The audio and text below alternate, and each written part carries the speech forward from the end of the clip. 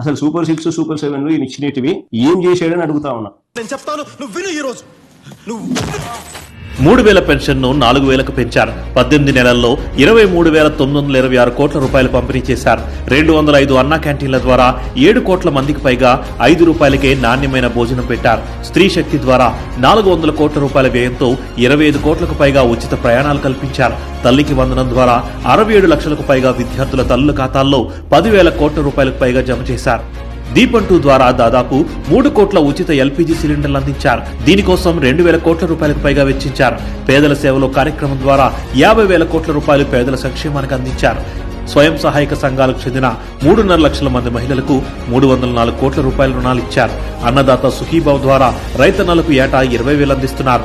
46 లక్షలకు పైగా రైతుల ఖాతాల్లో ఇప్పటి వరకు 4,635 కోట్ల రూపాయలు జమ చేశారు.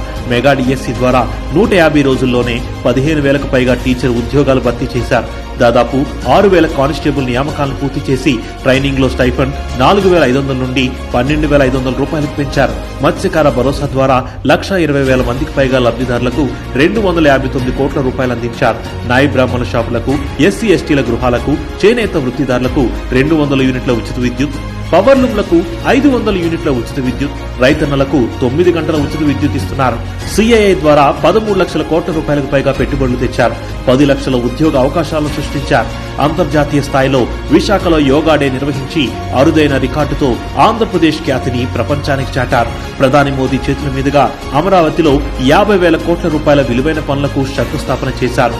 AI city, drone city, space city, MSME పార్కుల అభివృద్ధికి అడుగులు వేస్తున్నారు. పెట్టుబడులకు స్వర్గధామంగా ఆంధ్రప్రదేశ్ ను మలిచారు.